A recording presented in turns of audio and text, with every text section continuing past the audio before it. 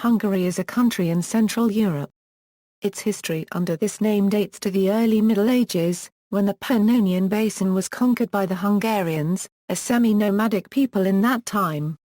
For history of the area before this period, see Pannonian Basin before Hungary. Early history. The oldest archaeological site in Hungary is var copyright Rotishnala's where in 1965 Paleolithic Oldo and pebble tools, and an early human fossil, nicknamed Zamu, a 350,000-year-old Homo erectus was discovered. The Roman Empire conquered territory west of the Danube between 35 and 9 BC. From 9 BC to the end of the 4th century AD. Pannonia, the western part of the basin, was part of the Roman Empire. In the final stages of the expansion of the Roman Empire, for a short while the Carpathian Basin fell under Mediterranean-influence Greco-Roman civilization. Town centers, paved roads, and written sources were all part of the advances to which the migration of peoples put an end. After the Western Roman Empire collapsed under the stress of the migration of Germanic tribes and Carpian pressure, the migration period continued, bringing many invaders to Europe. Among the first to arrive were the Huns, who built up a powerful empire under Attila in 435 AD. Attila the Hun was regarded in past centuries as an ancestral ruler of the Hungarians, but this is now considered to be erroneous. It is believed that the origin of the name Hungary does not come from the Central Asian Hun nomadic invaders, but rather originated from the 7th century, when Magyar tribes were part of a Bulgar alliance called Onagor, which in Bulgar Turkic meant, the 10 arrows. After Hunnish rule faded, the Germanic Ostrogoths, Lombards then Slavs came to Pannonia, and the Gepids had a presence in the eastern part of the Carpathian Basin for about 100 years. In the 560s the Avars founded the Avar Khaganate, a state which maintained supremacy in the region for more than 2 centuries and had the military power to launch attacks against its neighboring empires. The Avar Khaganate was weakened by constant wars and outside pressure, and the Franks under Charlemagne managed to defeat the Avars, ending their 250-year rule. In the middle of the 9th century, the Slavic Balaton Principality, also known as Lower Pannonia, was established by the Franks as a frontier march when they destroyed the Avar state in the western part of the Pannonian Plain. However, this vassal state was destroyed in 900 by Hungarian tribes. Much of early Hungarian history is recorded in the following Hungarian chronicles, retelling the early legends and history of the Huns, Magyars and the Kingdom of Hungary. Anonymi Gesta Hungarorum by Magister P. Gesta Honorum A Hungarorum or Gesta Hungarorum by Simon of Car. Copyright Czar, Chronicon Pictum, Chronicle of the Hungarians by Johannes de Thurok, Middle Ages. Alapad was the Magyar leader whom sources name as the single leader who unified the Magyar tribes via the Covenant of Blood, forging what was thereafter known as the Hungarian nation. Alapad led the new nation to the Carpathian Basin in the 9th century. From 895 to 902 the whole area of the Carpathian Basin was conquered by the Hungarians. After that, an early Hungarian state was formed in this territory. The military power of the nation allowed the Hungarians to conduct successful fierce campaigns and raids as far as today's Spain. A later defeat at the Battle of Lechfeld in 955 signaled an end to raids on western territories, and links between the tribes weakened.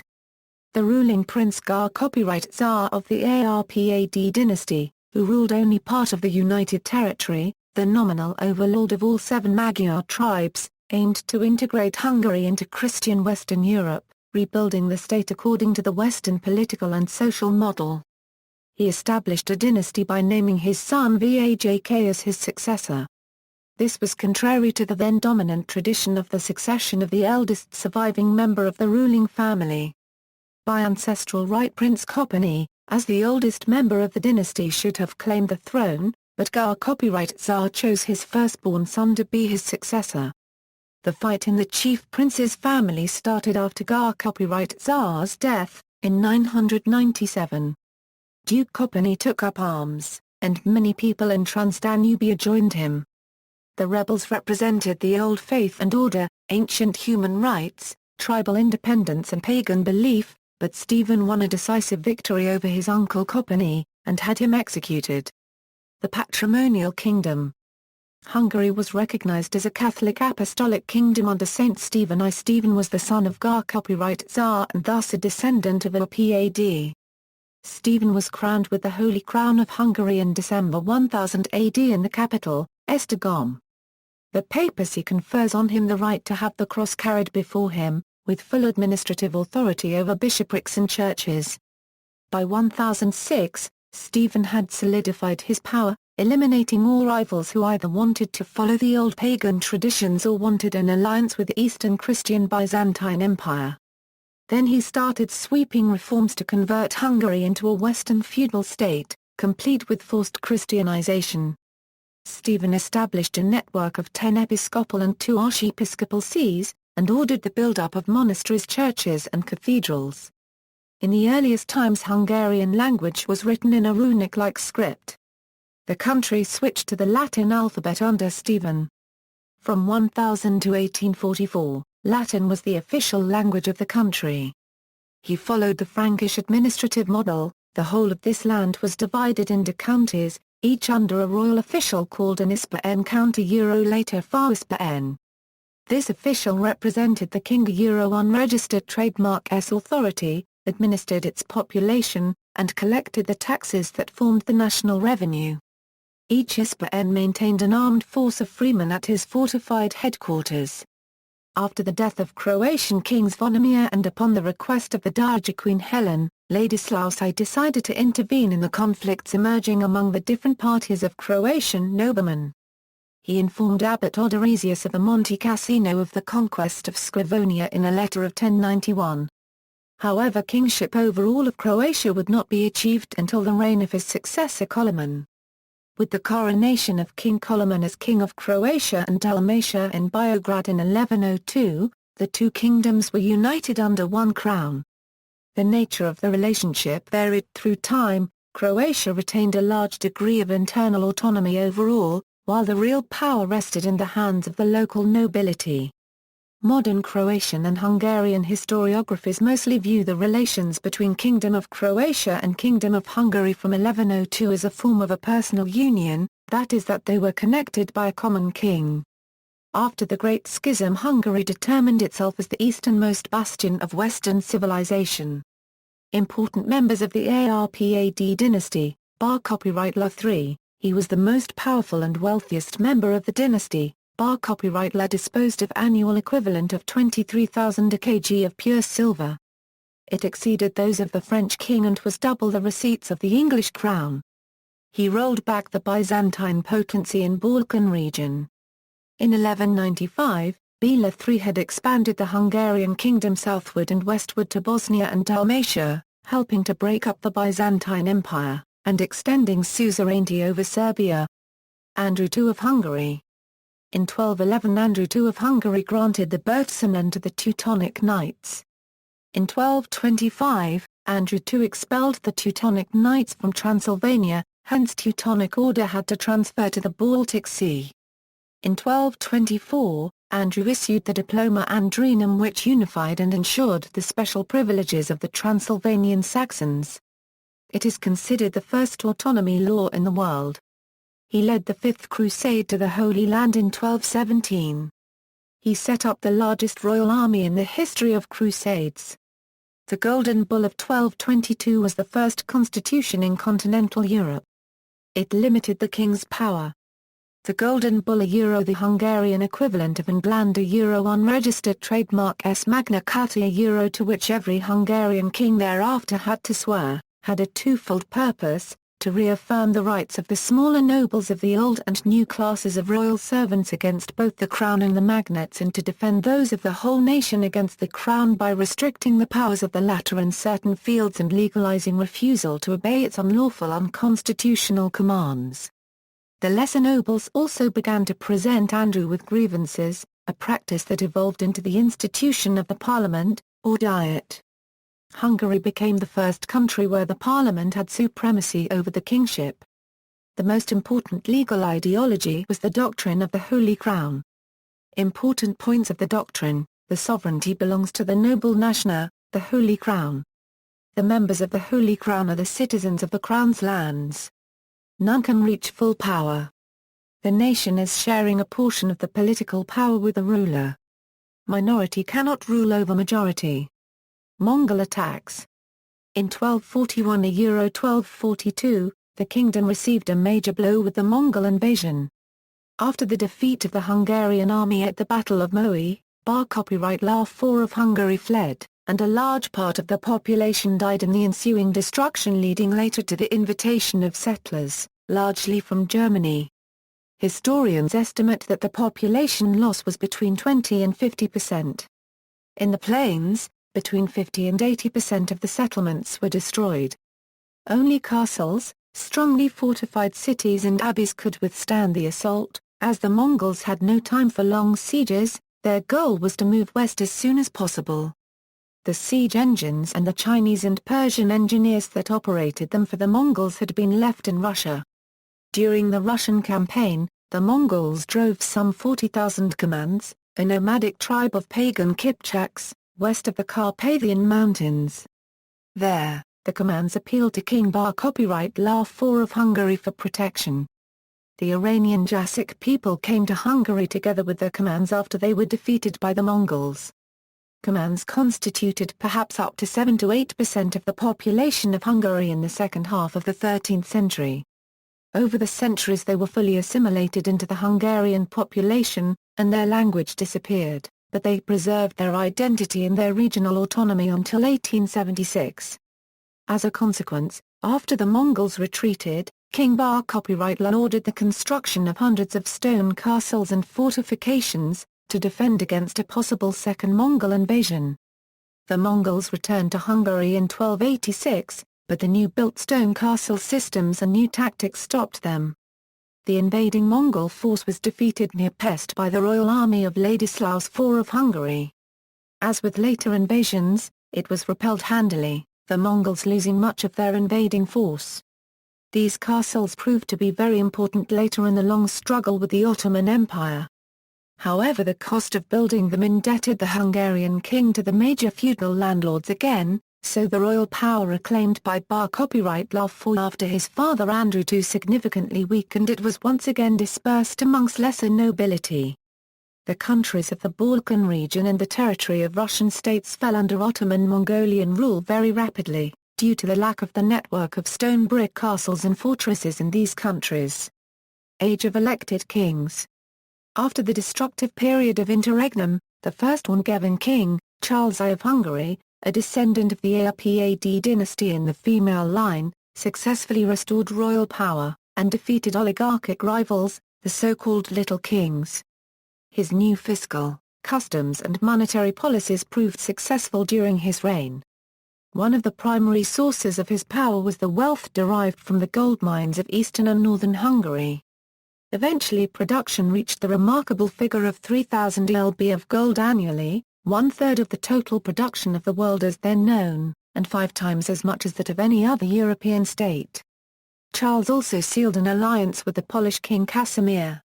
After Italy, Hungary was the first European country where the Renaissance appeared. The second Hungarian king in the Angevin line, Louis the Great, extended his rule as far as the Adriatic Sea, and occupied the Kingdom of Naples several times. In 1351, the Golden Bull was completed with the Law of Entail, which instated that the nobles' hereditary lands could not be taken away and must remain in the family. He also became King of Poland. During his reign lived the epic hero of Hungarian literature and warfare, the king's champion, Nicholas Toldy. Louis had become popular in Poland because of his campaign against the Tatars and pagan Lithuanians. 2 successful wars against Venice annexed Dalmatia and Ragusa and more territories on the Adriatic Sea. Venice also had to raise the Angevin flag in St. Mark's Square on holy days. Some Balkan states became his vassals. Louis I established a university in Par copyright CS in 1367. The Ottoman Turks confronted the Balkan vassal states ever more often. In 1366 and 1377, Louis led successful campaigns against the Ottomans. From the death of Casimir III of Poland in 1370, he was also King of Poland.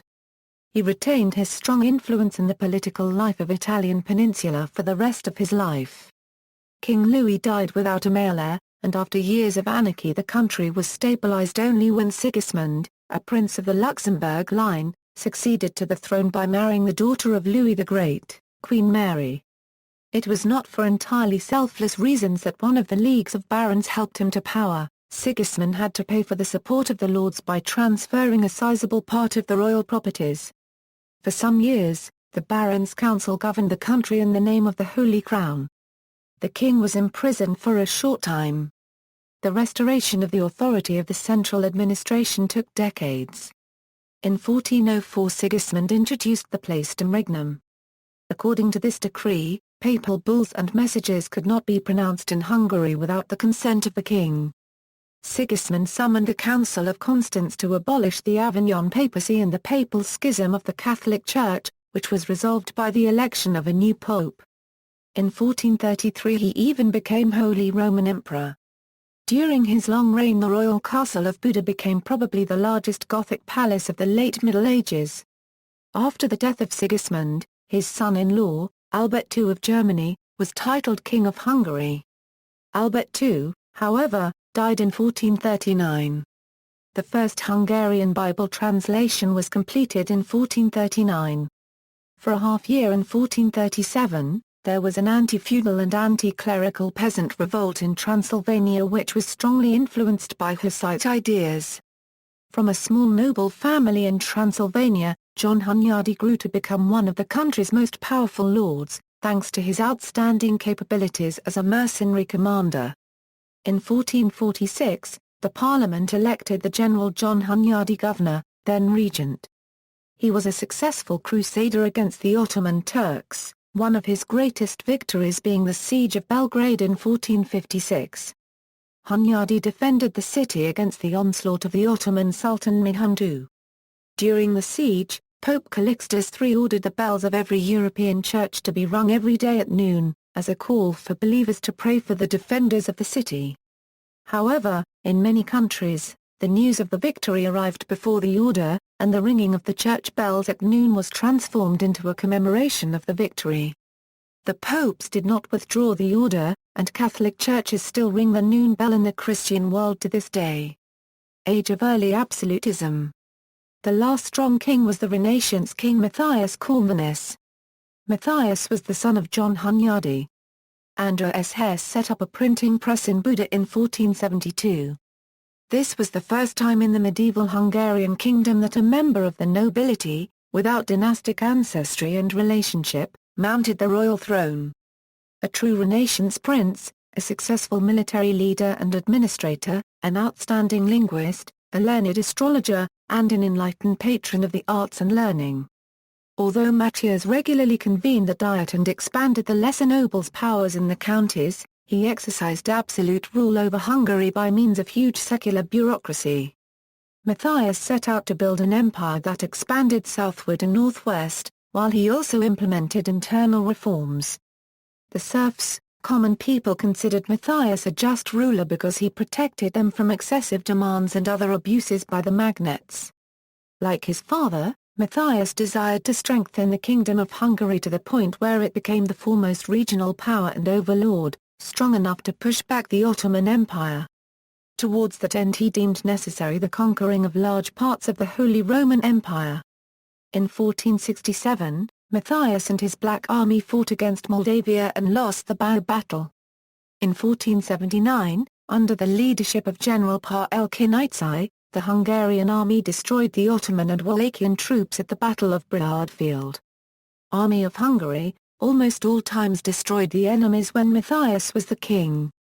His mercenary standing army called the Black Army of Hungary was an unusually big army in its age. It accomplished a series of victories in the Austrian-Hungarian War, capturing parts of Austria and Vienna in 1485, as well as parts of Bohemia in the Bohemian War. The king died without a legal successor.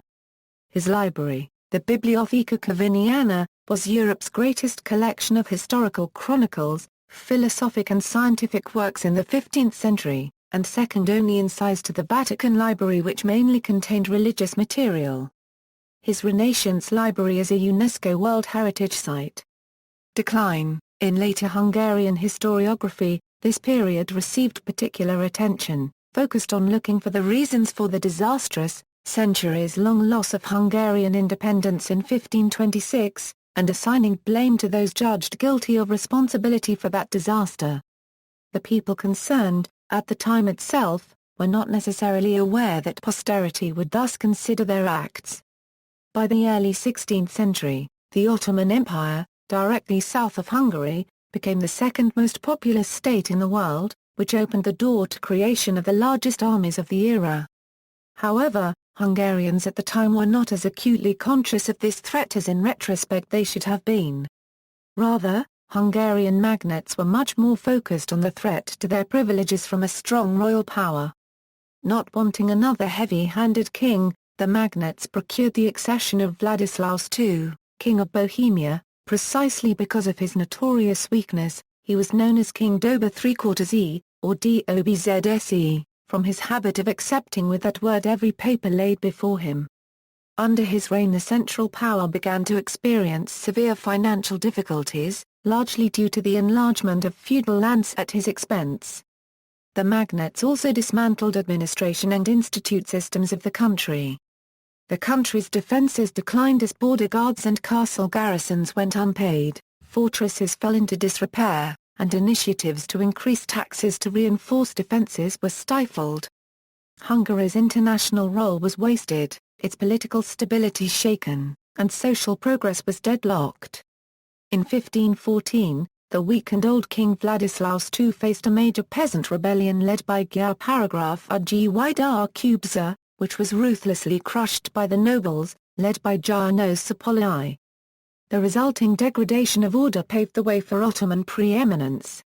In 1521, the strongest Hungarian fortress in the south, Naundorf Var fell to the Turks, and in 1526, the Hungarian army was crushed at the Battle of Mohács. The young King Louis II, and the leader of the Hungarian army, Pavel Tomary, died in the battle. The early appearance of Protestantism further worsened internal relations in the anarchical country. Through the centuries Hungary kept its old constitution, which granted special freedoms, or rights to the nobility, the free royal towns such as Buda, Kassa, Potsdam, and Kolozsvár, and groups like the Jasik people or Transylvanian Saxons. Early modern age. After some 150 years of war in the south of Hungary, Ottoman forces conquered parts of the country, continuing their expansion until 1556. The Ottomans achieved their first decisive victory over the Hungarian army at the Battle of Mohács in 1526. Subsequent decades were characterized by political chaos. A divided Hungarian nobility elected two kings simultaneously, János Szapolyai and the Austrian Ferdinand of Habsburg. Armed conflicts between the new rival monarchs further weakened the country from the internal side. With the conquest of Buda in 1541 by the Turks, Hungary was riven into three parts. The northwest remained under Habsburg rule. Although initially independent, later it became a part of Habsburg monarchy under the informal name Royal Hungary. The Habsburg emperors would from then on be crowned also as kings of Hungary. Turks were unable to conquer northern and western parts of Hungary. The eastern part of the kingdom became at first an independent principality, but gradually was brought under Turkish rule as a vassal state of the Ottoman Empire. The remaining central area, including the capital of Buda, became a province of the Ottoman Empire. Much of the land was devastated by recurrent warfare. Most small Hungarian settlements disappeared. Rural people living in the now Ottoman provinces could survive only in larger settlements known as Kars towns, which were owned and protected directly by the Sultan. The Turks were indifferent to the sect of Christianity practiced by their Hungarian subjects. For this reason, a majority of Hungarians living under Ottoman rule became Protestant, as Habsburg counter-Reformation efforts could not penetrate Ottoman lands. Largely throughout this time, Potsdam acted as the capital, coronation town and seat of the Diet of Hungary.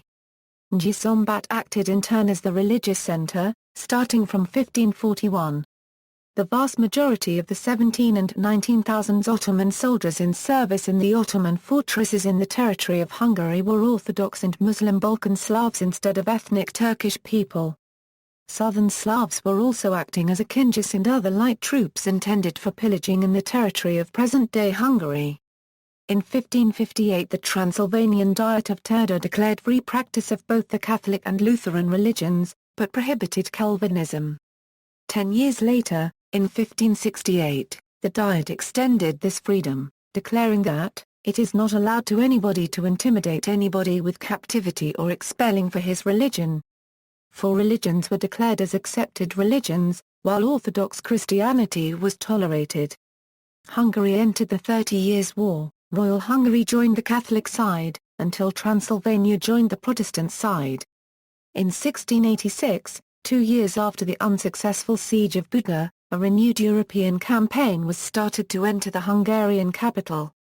This time, the Holy League's army was twice as large, containing over 74,000 men, including German, Croat, Dutch, Hungarian, English, Spanish, Czech, Italian, French, Burgundian, Danish and Swedish soldiers, along with other Europeans as volunteers, artillerymen, and officers. The Christian forces reconquered Buda. The Second Battle of Moacs was a crashing defeat for the Turks. In the next few years, all of the former Hungarian lands, except areas near Timișoara, were taken from the Turks. At the end of the 17th century, Transylvania became part of Hungary again. In the 1699 Treaty of Karlowitz these territorial changes were officially recognized, and in 1718 the entire Kingdom of Hungary was removed from Ottoman rule. Concurrently, between 1604 and 1711, there was a series of anti-Austrian, and anti-Habsburg uprisings which took place in the Habsburg state of Royal Hungary, as well as anti-Catholic uprisings, which were to be found across the Hungarian lands. Religious protesters demanded equal rights among Christian groups. The uprisings were usually organized from Transylvania. Ethnic aftermath of the Ottoman Wars, as a consequence of the constant warfare between Hungarians and Ottoman Turks, population growth was stunted and the network of medieval settlements with their urbanized bourgeois inhabitants perished. The 150 years of Turkish wars fundamentally changed the ethnic composition of Hungary. As a result of demographic losses including deportations and massacres, the number of ethnic Hungarians in existence at the end of the Turkish period was substantially diminished. Late Modern Period.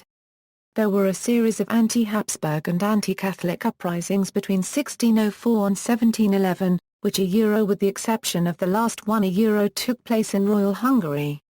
The uprisings were usually organized from Transylvania. The last one was an uprising led by two Rakakubtgzai Ferenc, who after the dethronement of the Habsburgs in 1707 at the Diet of Anarkubdi took power as the ruling Prince of Hungary. The Hungarian Kurik army lost the main battles at Battle of Trenčín. However, there were also success actions, for example when Adam Baloff almost captured the Austrian emperor with Kurik troops. When Austrians defeated the uprising in 1711, Rakakubtgzai was in Poland. He later fled to France, finally Turkey, and lived to the end of his life in nearby Rodosto. Ladislas Ignace de Berchny, who was son of Miklakub d'Sbcsa copyrightly immigrated to France and created the first French Hussar regiment. Afterward, to make further armed resistance impossible, the Austrians blew up some castles, and allowed peasants to use the stones from most of the others as building material. The 18th century also saw one of the most famous Hungarian hussars named Michael Kovács. He created the modern U.S. cavalry in the American Revolutionary War and is commemorated today with a statue in Charleston, South Carolina. The period of reforms. In the 1820s, the emperor was forced to convene the Hungarian Diet, and thus a reform period began. Nevertheless, its progress was slow, because the nobles insisted on retaining their privileges. Therefore the achievements were mostly of national character. Count Istvan and Tsar Copyright Shinai, the most prominent statesman of the country, recognized the urgent need of modernization and their message got through. The Hungarian parliament was reconvened in 1825 to handle financial needs. A liberal party emerged in the Diet. The party focused on providing for the peasantry in mostly symbolic ways because of their ability to understand the needs of the laborers. Lajos Kossuth emerged as leader of the lower gentry in the parliament. Habsburg monarchs tried to preclude the industrialization of the country. A remarkable upswing started as the nation concentrated its forces on modernization even though the Habsburg monarchs obstructed all important liberal laws about the human civil and political rights and economic reforms. Many reformers were imprisoned by the authorities. Revolution, and War of Independence. On March 15, 1848, mass demonstrations in Pest and Buda enabled Hungarian reformists to push through a list of 12 demands. The Hungarian Diet took the opportunity presented by the revolution to enact a comprehensive legislative program of dozens of civil and human rights reforms, referred to as the April Laws. Faced with revolution both at home and in Vienna, Austrian Emperor Ferdinand I first had to accept Hungarian demands. After the Austrian Revolution was suppressed, Emperor Franz Joseph replaced his epileptic uncle Ferdinand as emperor. Franz Joseph refused all reforms and started to arm against Hungary. A year later, in April 1849, the independent government of Hungary was established. The new independent government seceded from the Austrian Empire. The new government formed itself as a republic with under-governor and president Lajos Kossuth and the first prime minister, Lajos Batthyány. The House of Habsburg of the Austrian Empire was dethroned in Hungarian part of the Austrian Empire and the First Republic of Hungary was founded.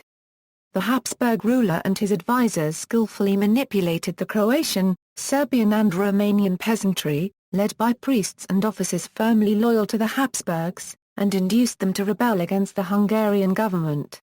The Hungarians were supported by the vast majority of the Slovak, German and Rusine nationalities and by all the Jews of the kingdom, as well as by a large number of Polish, Austrian and Italian volunteers.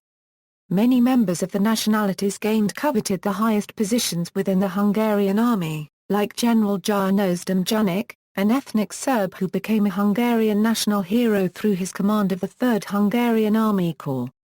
Initially, the Hungarian forces managed to hold their ground. In July 1849, Hungarian parliament proclaimed and enacted foremost the ethnic and minority rights in the world, but it was too late. To get rid of the Hungarian Revolutionary Army, Franz Joseph decided to send reinforcements to Hungary and asked for help from the Gendarme of Europe, Tsar Nicholas I, whose Russian armies invaded Transylvania. At the same time, Austrian reinforcements started to flow from other fronts on which they had been victorious and invaded Hungary from the west in June. In July, under the command of Haynau, they took Buda and Pest. The Russian and Austrian forces proved too powerful for the Hungarian army, and General Artur Agar Paragraph RGEY surrendered in August 1849. Julius Freiherr von Haynau, the leader of the Austrian army, then became governor of Hungary for a few months and, on October 6, ordered the execution of 13 leaders of the Hungarian army as well as Prime Minister Batthyány. Lajos Kossuth escaped into exile. Following the War of 1848–1849, the whole country was in passive resistance. Archduke Albrecht von Habsburg was appointed governor of the Kingdom of Hungary, and this time was remembered for Germanization pursued with the help of Czech officers. Austro-Hungary. Due to external and internal problems, reforms seemed inevitable to secure the integrity of the Habsburg Empire. Major military defeats, like the Battle of Nigra currency TZ, forced the emperor to concede internal reforms.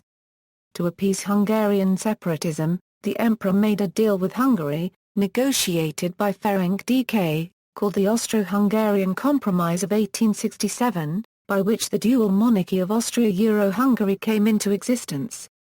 The two realms were governed separately by two parliaments from two capitals, with a common monarch and common external and military policies. Economically, the empire was a customs union. The first prime minister of Hungary after the compromise was Count Gyula András. The old Hungarian constitution was restored, and Franz Joseph was crowned as King of Hungary. In 1868, Hungarian and Croatian Assembly made the Croatiano-Euro-Hungarian Agreement by which Croatia was recognized as autonomous region of Holy Crown. Austria-Hungary was geographically the second largest country in Europe after the Russian Empire, and the third most populous.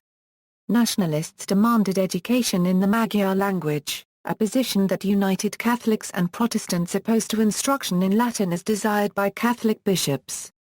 In the 1832-36 Diet the conflict between Catholic laymen and clergy sharpened considerably and a mixed commission was established. It offered the Protestants certain limited concessions. The basic issue of this religious and educational struggle was how to promote the Magyar language and Magyar nationalism and achieve more independence from German Austria. The landed nobility controlled the villages and monopolized political roles. In Parliament, the magnates held life memberships in the upper house, and the gentry dominated the lower house and, after 1830, parliamentary life.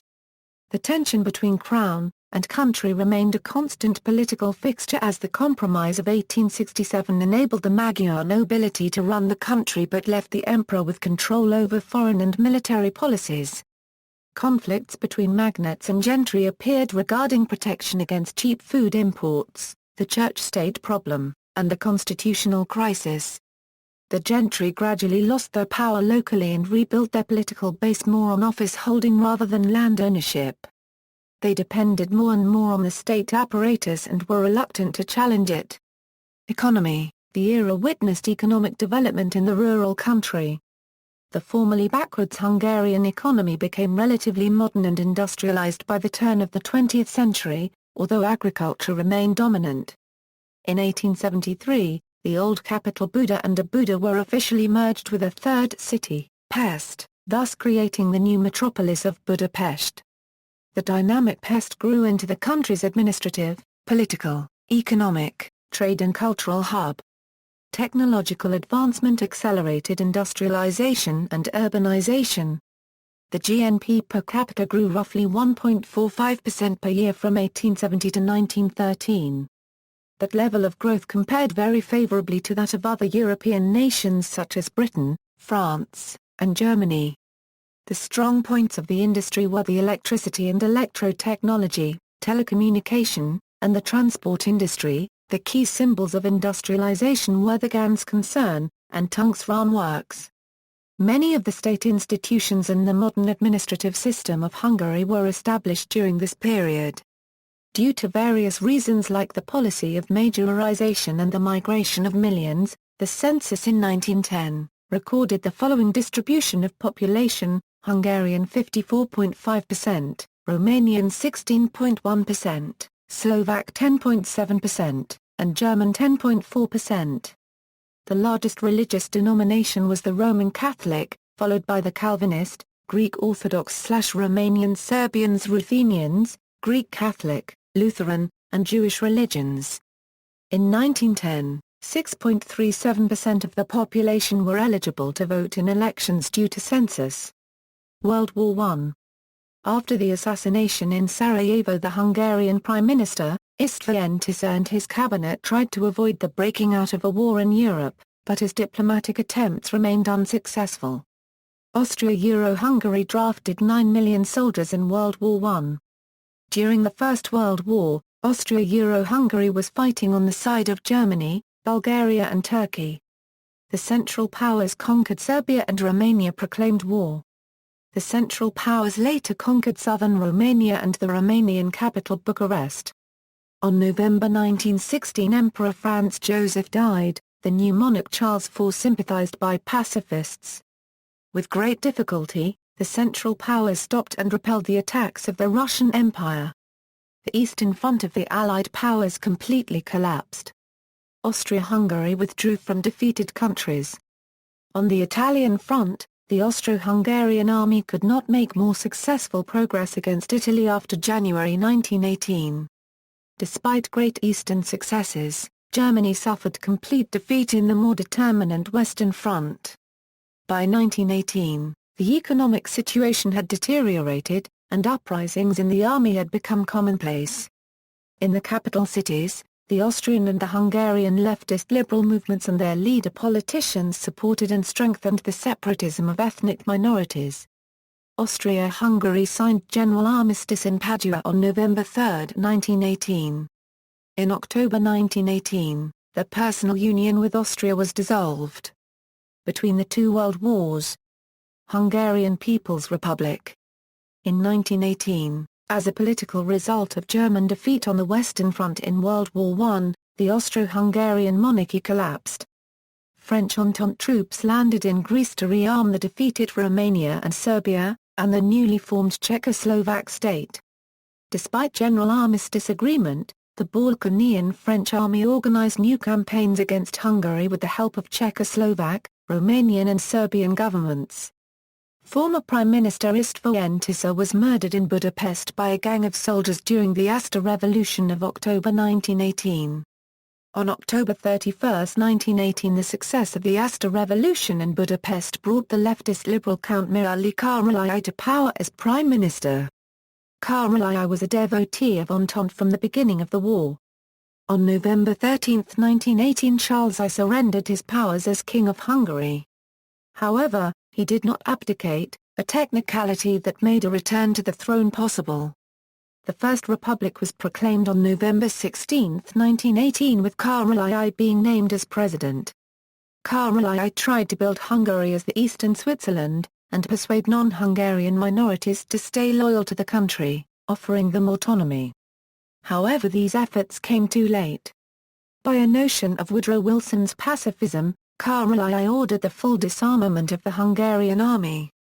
Hungary remained without national defense in the darkest hour of its history. Surrounding countries started to arm. On November 5, 1918, the Serbian army, with French involvement, attacked southern parts of the country. On November 8, the Czechoslovak army attacked northern parts of Hungary, and on December 2 the Romanian army started to attack the eastern parts of Hungary.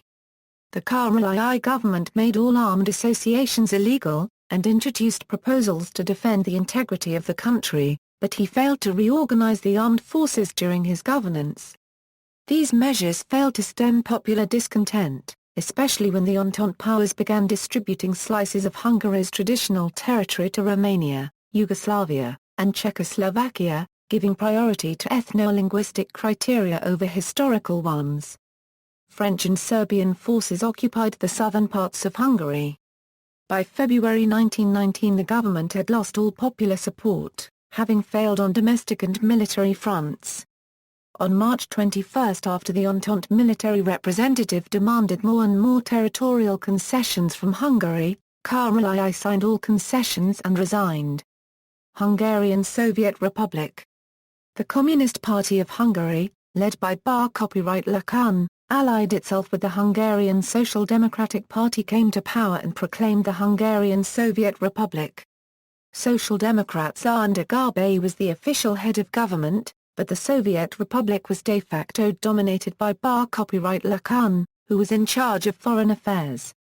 The Communists the Reds came to power largely thanks to being the only group with an organized fighting force, and they promised that Hungary would defend its territory without conscription. Hence, the Red Army of Hungary was a small voluntary army of 53,000 men. Most soldiers of the Red Army were armed factory workers from Budapest. Initially, Kun's regime achieved some military successes. The Hungarian Red Army, under the lead of the genius strategist, Colonel Laura Copyright Elströmfeld, ousted Czechoslovak troops from the north and planned to march against the Romanian army in the east. In terms of domestic policy, the communist government nationalized industrial and commercial enterprises, socialized housing, transport, banking, medicine, cultural institutions, and all landholdings of more than 400,000 square meters. The support of the communists proved to be short-lived in Budapest. The communists had never been popular in country towns and countryside. In the aftermath of a coup attempt, the government took a series of actions called the Red Terror, murdering several hundred people. The Soviet Red Army was never able to aid the new Hungarian Republic. Despite the great military successes against Czechoslovakian army, the communist leaders gave back all recaptured lands. That attitude demoralized the voluntary army. The Hungarian Red Army was dissolved before it could successfully complete its campaigns. In the face of domestic backlash and an advancing Romanian force, Bar copyright Lacan and most of his comrades fled to Austria, while Budapest was occupied on August 6. Kun and his followers took along numerous art treasures and the gold stocks of the National Bank.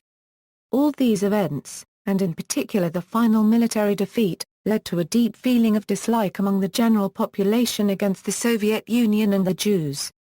Counter-revolution. The new fighting force in Hungary were the conservative royalists counter-revolutionaries the Whites. These, who had been organizing in Vienna and established a counter-government in Szeged, assumed power, led by István Bethlen, a Transylvanian aristocrat, and Mikla S. Horthy, the former commander-in-chief of the Austro-Hungarian Navy. The conservatives determined the Karály government and communists as capital treason. Starting in western Hungary and spreading throughout the country, a white terror began by other half-regular and half-militarist detachments, and many errant communists and other leftists were tortured and executed without trial. Radical whites launched pogroms against the Jews, displayed as the cause of all territorial losses of Hungary. The most notorious commander of the whites was Pavel Prokupny. The leaving Romanian army pillaged the country, livestock, machinery and agricultural products were carried to Romania in hundreds of freight cars. On November 16 with the consent of Romanian forces, Horthy's army marched into Budapest. His government gradually restored security, stopped terror, and set up authorities, but thousands of sympathizers of the Karály and Kun regimes were imprisoned. Radical political movements were suppressed. In March the parliament restored the Hungarian monarchy but postponed electing a king until civil disorder had subsided. Instead, Miklos Horthy was elected regent and was empowered, among other things, to appoint Hungary's prime minister, veto legislation, convene or dissolve the parliament, and command the armed forces. Trianon Hungary and the Regency. Hungary's signing of the Treaty of Trianon on June 4, 1920 ratified the country's borders being redrawn. The territorial provisions of the treaty required Hungary to surrender more than two-thirds of its pre-war lands. However, nearly one-third of the 10 million ethnic Hungarians found themselves outside the diminished homeland. New international borders separated Hungary's industrial base from its sources of raw materials and its former markets for agricultural and industrial products. Hungary lost 84% of its timber resources, 43% of its arable land, and 83% of its iron ore. Furthermore, post-Trianon Hungary possessed 90% of the engineering and printing industry of the kingdom, while only 11% of timber and 16% iron was retained. In addition, 61% of arable land, 74% of public road, 65% of canals, 62% of railroads, 64% of hard surface roads, 83% of pig iron output, 55% of industrial plants, 100% of gold, silver, copper, mercury and salt mines, and most of all, 67% of credit and banking institutions of the former Kingdom of Hungary lay within the territory of Hungary's neighbors. Horthy appointed Count Pavel Telki as Prime Minister in July 1920. His government issued a numerous clauses law, limiting admission of political insecure elements to universities and, in order to quiet rural discontent, took initial steps towards fulfilling a promise of major land reform by dividing about 3,850 km2 from the largest estates into small holdings. Telki's government resigned, however, after Charles IV unsuccessfully attempted to retake Hungary's throne in March 1921. King Charles's return produced split parties between conservatives who favored a Habsburg restoration and nationalist right-wing radicals who supported election of a Hungarian king. Count István Bethlen, a non-affiliated right-wing member of the parliament, took advantage of this rift, forming a new party of unity under his leadership. Horthy then appointed Bethlen prime minister. Charles IV died soon after he failed a second time to reclaim the throne in October 1921. As prime minister, Bethlen dominated Hungarian politics between 1921 and 1931. he fashioned a political machine by amending the electoral law, providing jobs in the expanding bureaucracy to his supporters, and manipulating elections in rural areas. Bethlen restored order to the country by giving the radical counter-revolutionaries payoffs and government jobs in exchange for ceasing their campaign of terror against Jews and leftists. In 1921, he made a deal with the Social Democrats and trade unions, agreeing, among other things, to legalize their activities and free political prisoners in return for their pledge to refrain from spreading anti-Hungarian propaganda, calling political strikes, and organizing the peasantry. Bethlen brought Hungary into the League of Nations in 1922 and out of international isolation by signing a treaty of friendship with Italy in 1927. The revision of the Treaty of Trianon rose to the top of Hungary's political agenda, and the strategy employed by Bethlen consisted of strengthening the economy and building relations with stronger nations.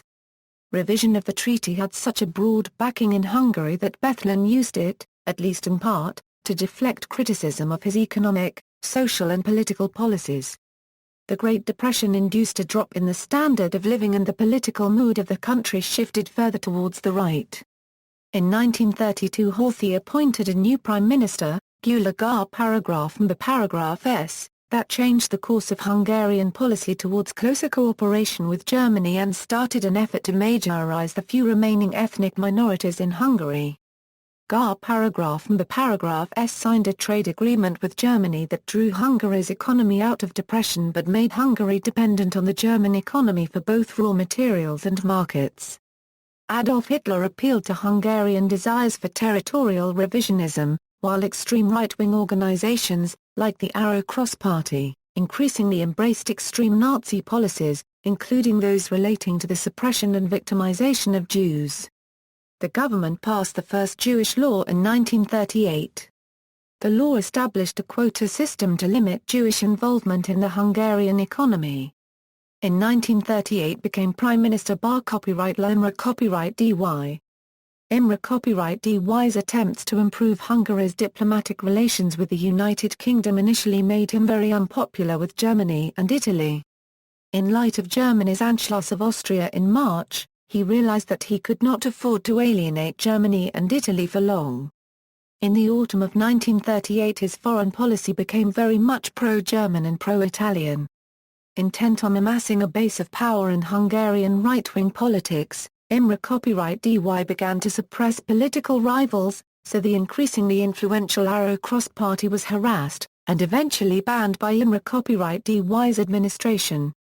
As Imre Copyright Dy drifted further to the right, he proposed that the government be reorganized along totalitarian lines and drafted a harsher second Jewish law. Parliament, under the new government of Pál-Telki, approved the second Jewish law in 1939, which greatly restricted Jewish involvement in the economy, culture and society and, significantly, defined Jews by race instead of religion. This definition significantly and negatively altered the status of those who had formerly converted from Judaism to Christianity. World War II. Nazi Germany and Fascist Italy sought to enforce peacefully the claims of Hungarians on territories Hungary lost in 1920 with the signing of the Treaty of Trianon, and the two Vienna Awards returned parts of Czechoslovakia and Transylvania to Hungary. On November 20, 1940, under pressure from Germany, Pál-Telki affiliated Hungary with the Tripartite Pact. In December 1940, he also signed an ephemeral treaty of eternal friendship with Yugoslavia. A few months later, after a Yugoslavian coup threatened the success of the planned German invasion of the Soviet Union, Hitler asked the Hungarians to support his invasion of Yugoslavia. He promised to return some former Hungarian territories lost after World War I in exchange for cooperation. Unable to prevent Hungary's participation in the war alongside Germany, Telki committed suicide. The right-wing radical Leszek succeeded him as prime minister. Eventually Hungary annexed small parts of present-day Slovenia, Croatia and Serbia. After war broke out on the Eastern Front, many Hungarian officials argued for participation in the war so as not to encourage Hitler into favoring Romania in the event of border revisions in Transylvania. Hungary entered the war, and on July 1, 1941, at the direction of the Germans, the Hungarian Karpat group advanced far into southern Russia. At the Battle of Uman, the Geschütztest participated in the encirclement of the 6th Soviet Army and the 12th Soviet Army. 20 Soviet divisions were captured or destroyed. Worried about Hungary's increasing reliance on Germany, Admiral Horthy forced Bardossy to resign and replaced him with Mikla Kubdes-Karlay, a veteran conservative of Bethlein's government. Karlay continued Bardossy's policy of supporting Germany against the Red Army, while he also surreptitiously entered into negotiations with the Western powers. During the Battle of Stalingrad, the Hungarian Second Army suffered terrible losses. Shortly after the fall of Stalingrad in January 1943, the Hungarian Second Army effectively ceased to exist as a functioning military unit. Secret negotiations with the British and Americans continued. Aware of Karlay's deceit and fearing that Hungary might conclude a separate peace, Hitler ordered Nazi troops to launch Operation Margaret and occupy Hungary in March 1944. Dar paragraph me SZTA-J, an avid supporter of the Nazis, become the new prime minister with the aid of a Nazi military governor, Edmund Wiesenmeyer. The infamous SS Colonel Adolf Eichmann went to Hungary to oversee the large-scale deportations of Jews to German death camps in occupied Poland. Between May 15 and July 9, 1944, the Hungarians deported 437,402 Jews to the Auschwitz concentration camp. In August 1944, Horthy replaced SZTA-J with the anti-fascist General Gar copyright Tsar Lokatos. Under the Lokatos regime, the acting Interior Minister Bar copyright La Horvath ordered Hungarian gendarmes to prevent any Hungarian citizens from being deported. In September 1944, Soviet forces crossed the Hungarian border. On October 15, 1944, Horthy announced that Hungary had signed an armistice with the Soviet Union.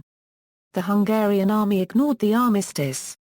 The Germans launched Operation Panzerfaust and, by kidnapping his son, forced Horthy to abrogate the armistice, depose the Lokatos government, and name the leader of the Arrow Cross Party, Ferenc Szálasi, as prime minister. Szálasi became prime minister of a new fascist government of national unity, and Horthy abdicated. In cooperation with the Nazis, Szálasi restarted the deportations of Jews, particularly in Budapest. Thousands more Jews were killed by Hungarian Arrow Cross members. The retreating German army demolished the rail, road, and communication systems. On December 28, 1944, a provisional government was formed in Hungary under acting Prime Minister Bar copyright La Mikla Kubdes. Mikla Kubdes and Szálasi's rival governments each claimed legitimacy. The Germans and pro-German Hungarians loyal to Szálasi fought on, as the territory effectively controlled by the Arrow Cross regime shrunk gradually. The Red Army completed the encirclement of Budapest on December 29, 1944, and the Battle of Budapest began and continued into February 1945. Most of what remained of the Hungarian First Army was destroyed about 200 miles north of Budapest between January 1 and February 16, 1945. Budapest unconditionally surrendered to the Soviet Red Army on February 13, 1945. On January 20, 1945, representatives of the Hungarian Provisional Government signed an armistice in Moscow. Szálasi's government had fled the country by the end of March. Officially, Soviet operations in Hungary ended on April 4, 1945, when the last German troops were expelled. On May 7, 1945, General Alfred Jodl, the German Chief of Staff, signed the unconditional surrender of all German forces. Hungary's World War II casualties. Tamás S. Stark of the Hungarian Academy of Sciences has provided the following assessment of losses from 1941 to 1945 in Hungary. Military losses were €300,000 310,000, including €110 120,000 killed in battle and 200,000 missing in action and POW in the Soviet Union. Hungarian military losses include 110,000 men who were conscripted from the annexed territories of Greater Hungary and Slovakia, Romania and Yugoslavia, and the deaths of 20 to 25,000 Jews conscripted for army labor units. Civilian losses of about 80,000 include 45,500 killed in the 1944–1945 military campaign and in air attacks, and the genocide of Romani people of 28,000 persons. Jewish Holocaust victims totaled 600,000. See World War II casualties. Post-war Communist period. Transition to communism. The Soviet Army occupied Hungary from September 1944 until April 1945.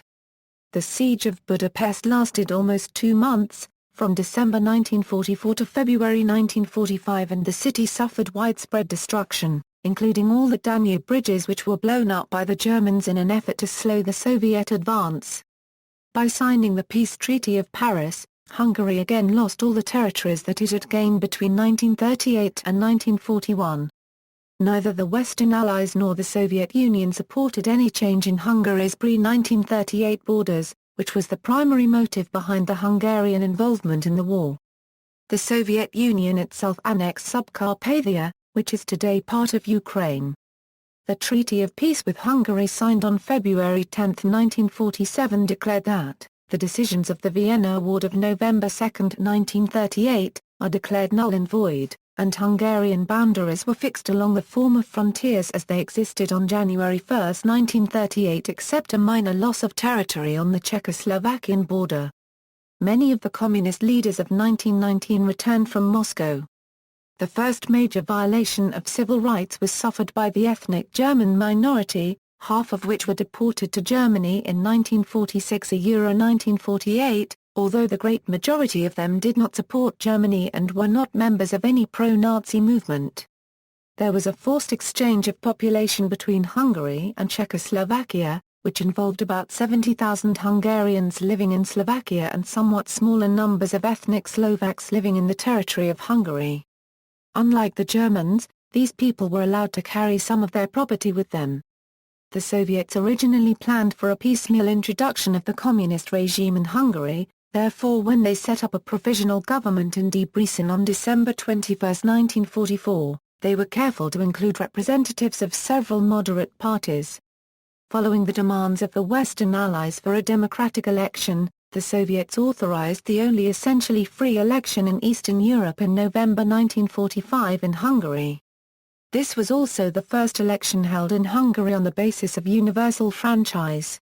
People voted for party lists, not for individual candidates. At the elections, the Independent Smallholders Party, a center-right peasant party, won 57% of the vote. Despite the hopes of the Communists and the Soviets that the distribution of the aristocratic estates among the poor peasants would increase their popularity, the Hungarian Communist Party received only 17% of the votes. The Soviet commander in Hungary, Marshal Voroshilov, refused to allow the Smallholders Party to form a government on their own. Under Voroshilov's pressure, the Smallholders organized a coalition government including the Communists, the Social Democrats and the National Peasant Party, in which the Communists held some of the key posts. On February 1, 1946, Hungary was declared a republic, and the leader of the smallholders, Zoltán N. became president, handing over the office of prime minister to Ferenc Nagy. Mátyás Rákosi, leader of the Communist Party, became deputy prime minister. Another leading communist, Lajos Zlakubdarajk, became Minister of the Interior responsible for controlling law enforcement, and in this position established the security police. The Communists exercised constant pressure on the smallholders both inside and outside the government, nationalizing industrial companies, banning religious civil organizations and occupying key positions in local public administration. In February 1947, the police began arresting leaders of the Smallholders Party, charging them with conspiracy against the Republic. Several prominent figures decided to emigrate or were forced to escape abroad, including Prime Minister Ferenc Nagy in May 1947. Later, Mátyás Rákosi boasted that he had dealt with his partners in the government, one by one, cutting them off like slices of salami.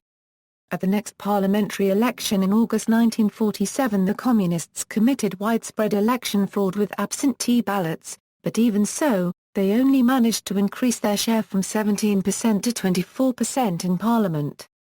The Social Democrats received 15% in contrast to their 17% in 1945. The Smallholders Party lost much of its popularity and ended up with 15%, but their former voters turned towards three new centre-right parties which seemed more determined to resist the communist onslaught. Their combined share of the total votes was 35%.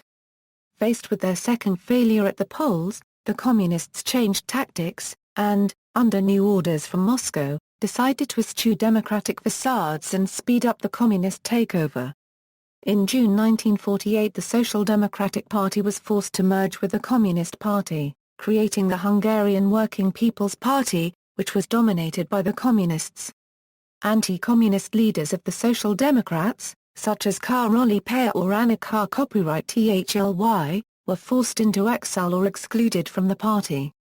Soon after, President Zoltán N. was also removed from his position, and replaced by a fully cooperative Social Democrat, Alapad Sakasits. Ultimately, all democratic parties were organized into a so-called People's Front in February 1949, thereby losing even the vestiges of their autonomy. The leader of the People's Front was Rákosi himself.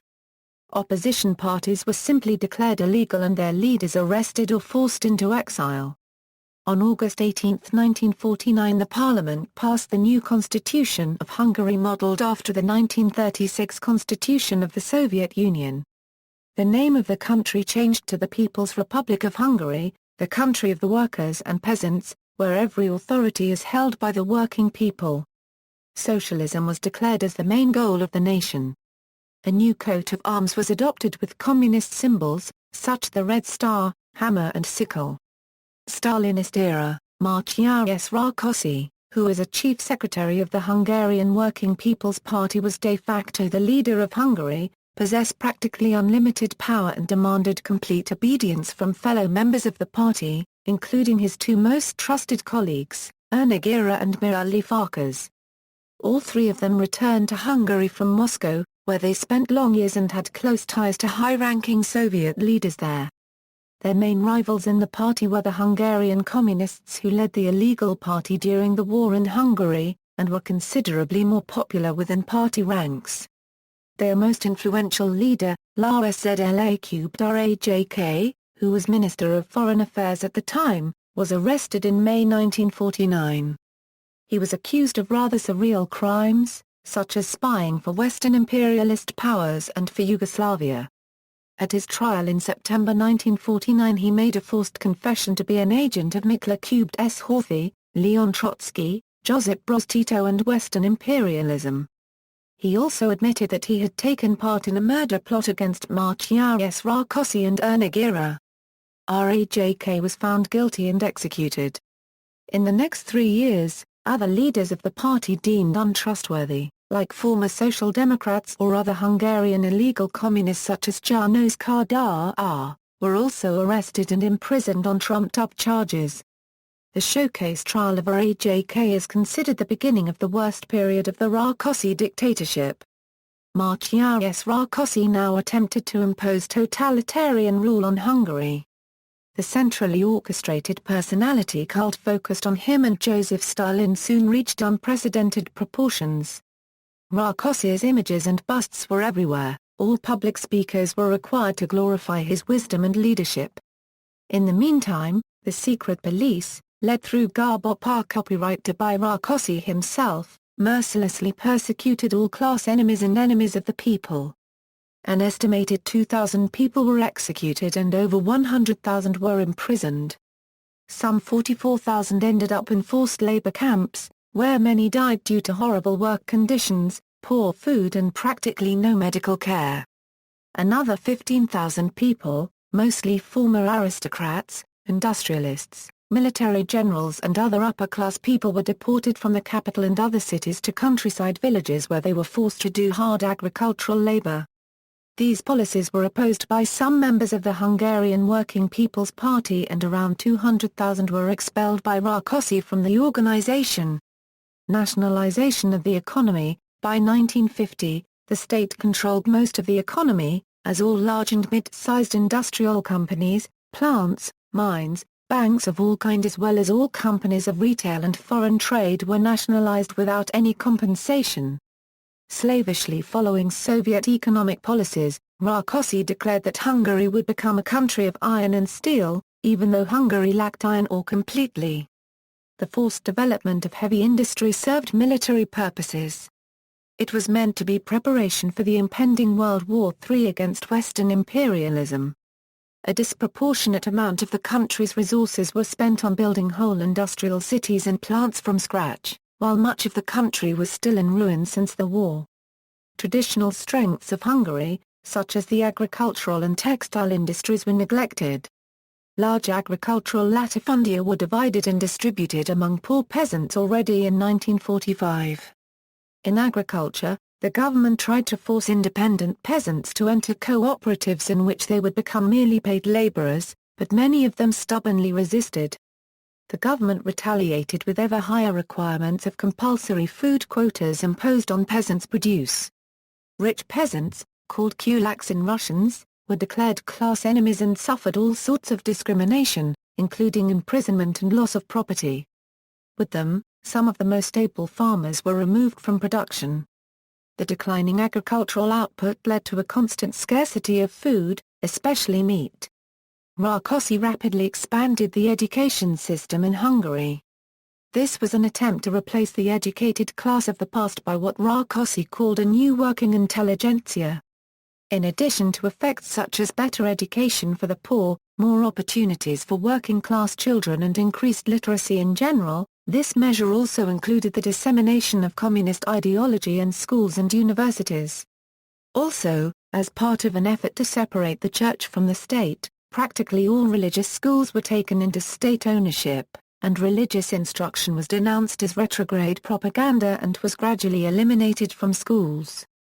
The Hungarian churches were systematically intimidated. Cardinal Jakub Zsef Mindszenty, who had bravely opposed the German Nazis and the Hungarian fascists during the Second World War, was arrested in December 1948 and accused of treason. After 5 weeks under arrest, he confessed to the charges against him and he was sentenced to life imprisonment. The Protestant churches were also purged and their leaders were replaced by those willing to remain loyal to Rákosi's government. The new Hungarian military hastily staged public, pre-arranged trials to purge Nazi remnants and imperialist saboteurs. Several officers were sentenced to death and executed in 1951, including Lajos Toth, a 28 victory-scoring fighter ace of World War II Royal Hungarian Air Force, who had voluntarily returned from U.S. captivity to help revive Hungarian aviation. The victims were cleared posthumously following the fall of communism. Preparations for a show trial started in Budapest in 1953 to prove that Raoul Wallenberg had not been dragged off in 1945 to the Soviet Union but was the victim of cosmopolitan Zionists. For the purposes of this show trial, 3 Jewish leaders as well as 2 would-be eyewitnesses were arrested and interrogated by torture. The show trial was initiated in Moscow, following Stalin's anti-Zionist campaign. After the death of Stalin and Lavrentiy Beria, the preparations for the trial were stopped and the arrested persons were released.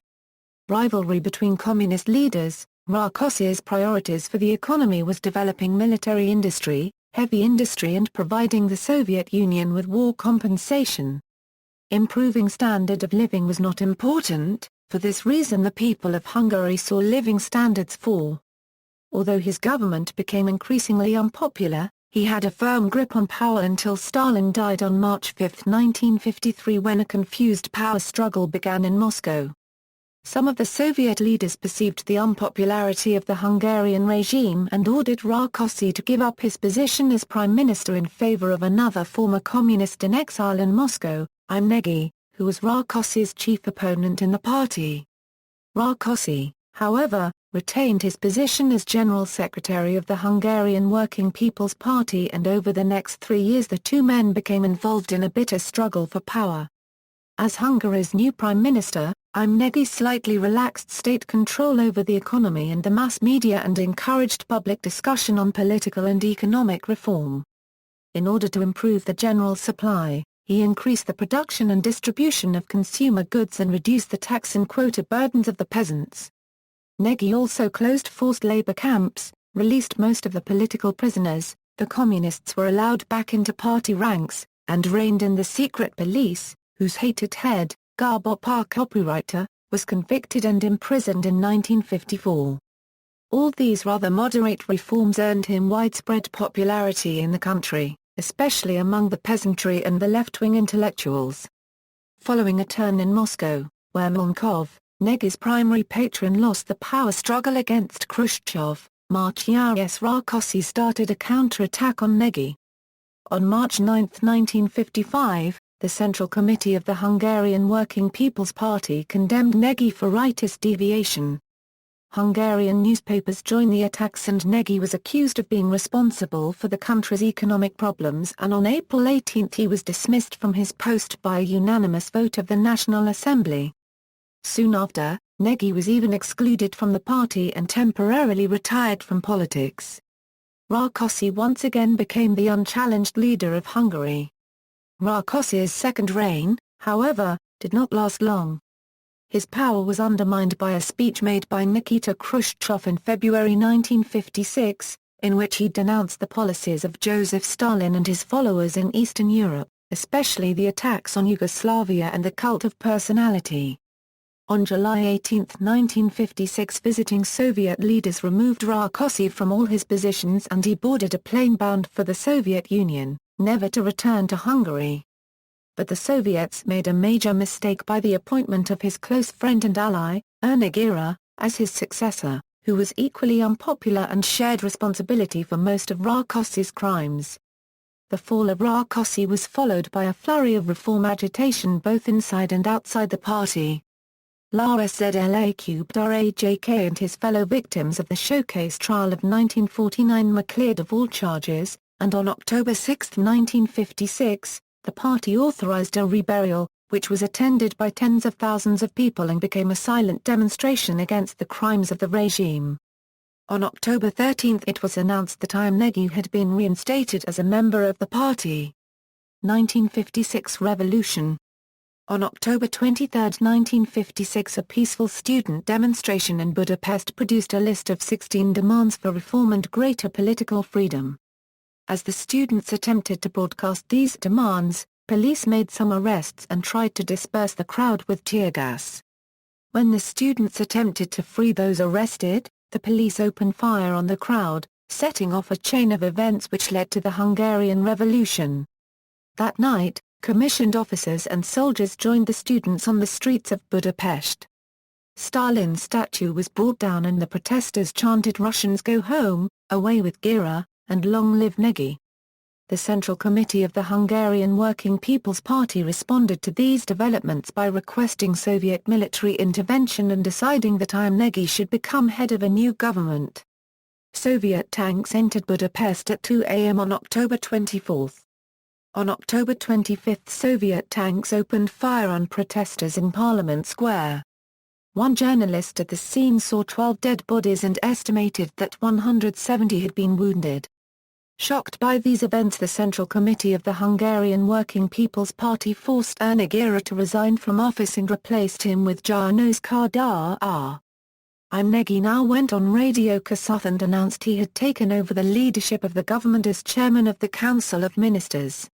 He also promised the far-reaching democratization of Hungarian public life, the realization of a Hungarian road to socialism in accord with our own national characteristics, and the realization of our lofty national aim, the radical improvement of the workers' living conditions. On October 28 Nagy and a group of his supporters, including János Kadar, Copyright Zalozonchi, Antal Apracubed, Karoly Kiss, Ferenc Mar 1/4 NNICH and Zolta N. Szaba Cubed, managed to take control of the Hungarian Working People's Party. At the same time, revolutionary workers' councils and local national committees were formed all over Hungary. The change of leadership in the party was reflected in the articles of the government newspaper, Szabad Na Copyright P. On October 29 the newspaper welcomed the new government and openly criticized Soviet attempts to influence the political situation in Hungary. This view was supported by Radio Miskolc that called for the immediate withdrawal of Soviet troops from the country. On October 30 Nagy announced that he was freeing Cardinal Jakub Zsef Mindszenty and other political prisoners. He also informed the people that his government intends to abolish the one-party state. This was followed by statements of Zolta N. Anna Kar copyright THLY and Ferenc Farkas concerning the restitution of the Smallholders Party, the Social Democratic Party and the Peteai Party. Nagy's most controversial decision took place on November 1 when he announced that Hungary intended to withdraw from the Warsaw Pact as well as proclaiming Hungarian neutrality. He asked the United Nations to become involved in the country's dispute with the Soviet Union. On November 3 Nagy announced details of his coalition government. It included communists, 3 members of the Smallholders Party, 3 Social Democrats, and 2 Peteai peasants. Pavel Malachowski was appointed Minister of Defense. Nikita Khrushchev, the leader of the Soviet Union, became increasingly concerned about these developments and on November 4, 1956 he sent the Red Army into Hungary. Soviet tanks immediately captured Hungary's airfields, highway junctions and bridges. Fighting took place all over the country but the Hungarian forces were quickly defeated. During the Hungarian uprising an estimated 20,000 people were killed, nearly all during the Soviet intervention. Nagy was arrested and replaced by the Soviet loyalist, János Kadar. Nagy was imprisoned until being executed in 1958. Other government ministers or supporters who were either executed or died in captivity included Pavel Malachowski, Gar copyright Tsar Lozonchi, Attila Szigeti and Mikla Kubed S. Jimes. Post-revolution era.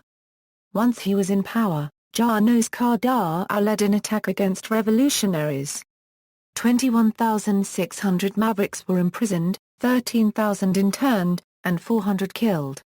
But in the early 1960s, Kadar announced a new policy under the motto of "He who is not against us is with us."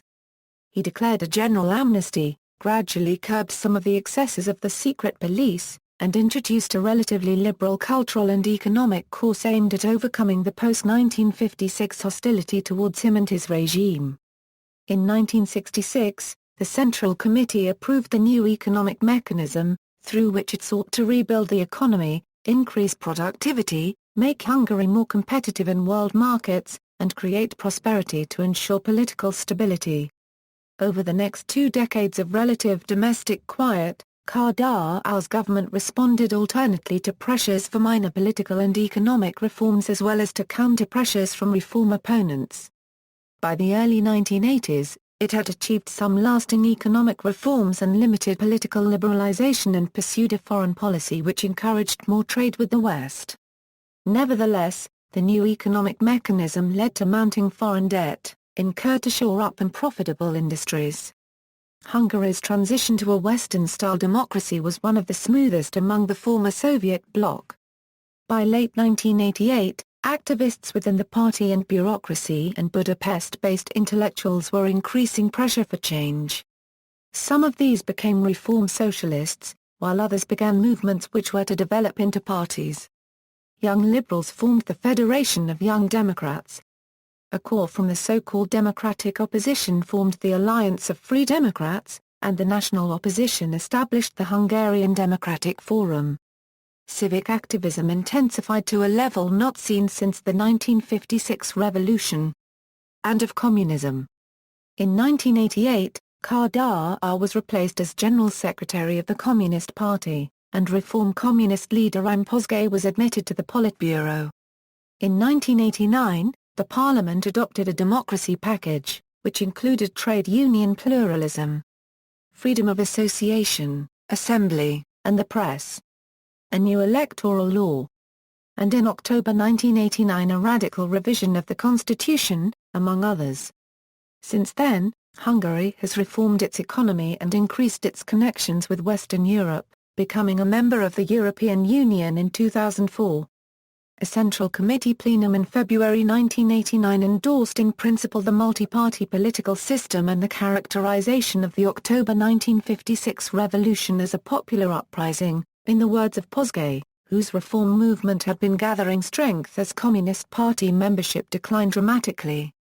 Kadar's major political rivals then cooperated to move the country gradually to democracy. The Soviet Union reduced its involvement by signing an agreement in April 1989 to withdraw Soviet forces by June 1991. National unity culminated in June 1989 as the country reburied Imnegi, his associates, and, symbolically, all other victims of the 1956 revolution. A national round table, comprising representatives of the new parties and some recreated old parties such as the Smallholders and Social Democrats the Communist Party, and different social groups, met in the late summer of 1989 to discuss major changes to the Hungarian constitution in preparation for free elections and the transition to a fully free and democratic political system. In October 1989, the Communist Party convened its last Congress and re-established itself as the Hungarian Socialist Party. In a historic session on October 20, 1989, the Parliament adopted legislation providing for multi-party parliamentary elections and a direct presidential election. The legislation transformed Hungary from a People's Republic into the Republic of Hungary, guaranteed human and civil rights, and created an institutional structure that ensures separation of powers among the judicial, executive, and legislative branches of government. On the day of the 1956 revolution, October 23, the Hungarian Republic was officially declared, replacing the Hungarian People's Republic. The revised constitution also championed the values of bourgeois democracy and democratic socialism, and gave equal status to public and private property. Third Republic, the first free parliamentary election, held in May 1990, was effectively a plebiscite on communism. The revitalized and reformed communists performed poorly despite having more than the usual advantages of an incumbent party. Populist, center-right, and liberal parties fared best, with the Hungarian Democratic Forum winning 43% of the vote and the Alliance of Free Democrats capturing 24%.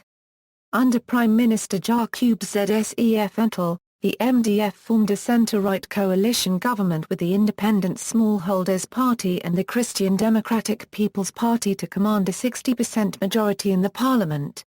Parliamentary opposition parties included SZDSZ, the Hungarian Socialist Party, and the Alliance of Young Democrats. Between March 12, 1990 and June 19, 1991 the Soviet troops left Hungary. The total number of Soviet military and civilian personnel stationed in Hungary was around 100,000, having at their disposal approximately 27,000 military equipment. The withdrawal was performed with 35,000 railway cars. The last units commanded by General Viktor Silov crossed the Hungarian-Ukrainian border at Zahony Chop. Copyright de Barros succeeded as Prime Minister after Antal died in December 1993. The Antal-Barros coalition government struggled to create a reasonably well-functioning parliamentary democracy in a market economy, and to manage the related political, social and economic crises resulting from the collapse of the former communist system. The massive decline in living standards led to a massive loss of political support. In the May 1994 election, the Socialists won a plurality of votes and 54% of the seats after a campaign focused largely on economic issues and the substantial decline in living standards since 1990. This signaled a wish to turn back to the relative security and stability of the socialist era, but voters rejected both right and left-wing extremist solutions. No such party gained seats in parliament. After its disappointing result in the election, leadership of the Fidesz party opted for an ideological shift from a liberal to a conservative party. This caused a severe split in the membership and many members left for the other liberal party, the SZDSZ, which formed a coalition with the socialists, leading to a more than two-thirds majority. Economic reform. The coalition was influenced by the socialism of Prime Minister Gyula Horn, by the economic focus of its technocrats and ex-Kadar entrepreneur supporters, and by its liberal coalition partner the SZDSZ.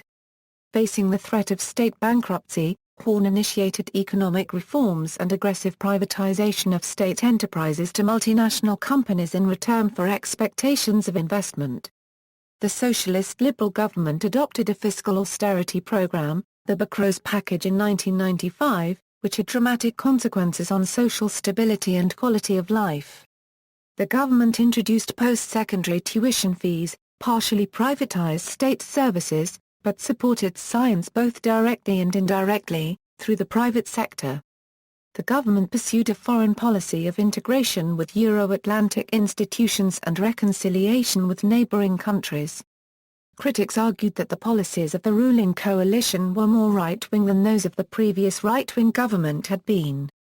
The Bokros Package and efforts at privatizations were unpopular with voters, as were rising crime rates, allegations of government corruption, and an attempt to restart the unpopular program of building a dam in the Danube. This dissatisfaction among voters helped to propel center-right parties into power following national elections in May 1998. Fidesz gained the plurality of parliamentary seats and forged a coalition with the smallholders and the Democratic Forum. The new government, headed by 35-year-old Prime Minister Viktor Orban, promised to stimulate faster growth, curb inflation, and lower taxes. It inherited an economy with positive economic indicators, including a growing export surplus. The government abolished tuition fees and aimed to create good market conditions for small businesses and to encourage local production with domestic resources. In terms of foreign policy, the Orban administration continued to pursue Euro-Atlantic integration as its first priority, but was a more vocal advocate of minority rights for ethnic Hungarians abroad than the previous government had been. As a result of a 1997 referendum, Hungary joined NATO in 1999. In 2002, the European Union agreed to admit Hungary, along with 9 other countries, as members on January 1, 2004. Fidesz was criticized by its adversaries for the party's presentation of history, particularly the 1989 fall of communism. While Fidesz had suggested that the Socialist Party is the moral and legal successor to the hated state party of the communist past, the Socialists would assert that they had been those who had pushed for change from within, derided Fidesz members for crediting themselves as the sole creators and heirs of the fall of communism. In the 2002 election, the MSZ-PSZ-DSZ coalition won over Fidesz-MDF coalition in a fierce political fight, with record-high 73% voter turnout. Copyright to Medjugorje became the new prime minister. Membership of the EU, under the Socialist Liberal government, the economic balance of the Hungarian economy started a free fall, while quality of life, infrastructure and technology boosted. On April 12, 2003, Hungarians voted to join the European Union, with 83% of the votes in favour. Since the EU had already accepted Hungary as a possible member, the 4 leading political parties agreed to establish the required prerequisites and policies and to work together to prepare the country for the accession with the least possible harm to the economy and people while maximising the positive effects on the country. On May 1, 2004, Hungary became a member of the EU. In the elections of April 2006, Hungary decided to re-elect its government for the first time since 1989, though with a new prime minister, Ferenc Gyurcsány.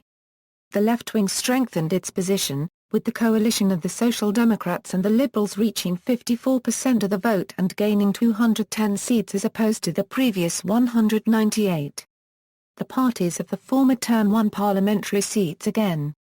The new parliament assembled in late May 2006, and the new government was formed in June 2006. The new government presented plans to reach balance and sustainable economic growth by removing subsidies to the growth of standard of living, which it had not included in its campaign. A leaked speech was followed by mass protests against the Gyurcsány government between September 17 and October 23, 2006.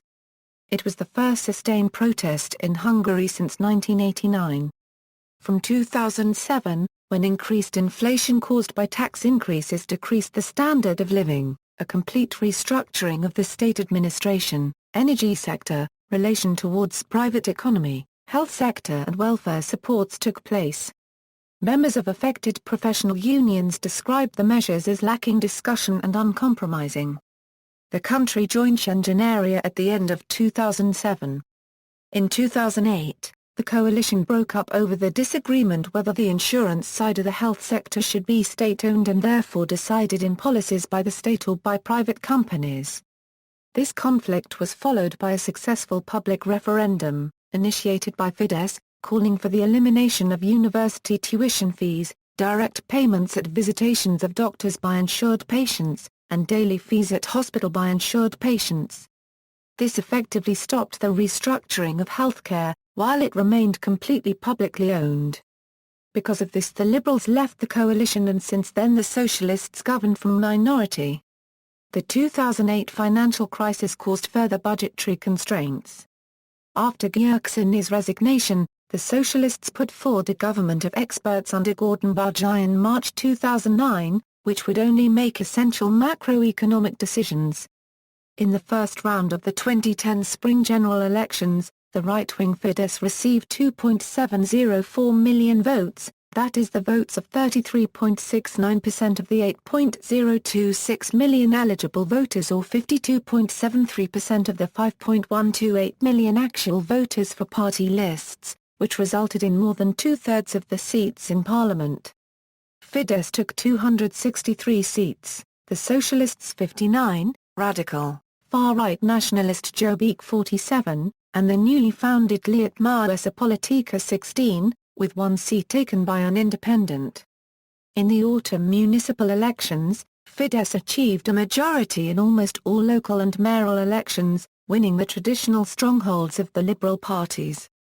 See also: Aftermath of World War I, Collectivization in Hungary, Demographics of Hungary, History of the Jews in Hungary, History of the Tsar Copyright Kelly people, Hungarian art, Hungarian Socialist Workers' Party, Hungarian Working People's Party, Music History of Hungary, Pannonian Basin before Hungary, Politics of Hungary, Principality of Transylvania, Timeline of Liberal and Radical Parties in Hungary, Lists, List of Hungarian rulers, List of Presidents of Hungary, List of Prime Ministers of Hungary, General, History of Europe, References.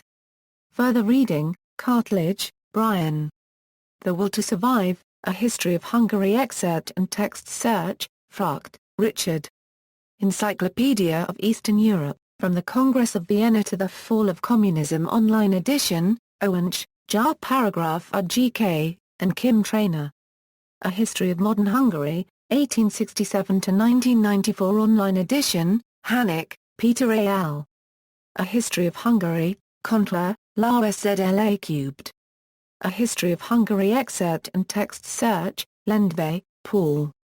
Hungary, Between Democracy and Authoritarianism. 256 pages, explores trends in post-communist Hungary, including ethnic tensions, deeply rooted corruption, and authoritarian tendencies.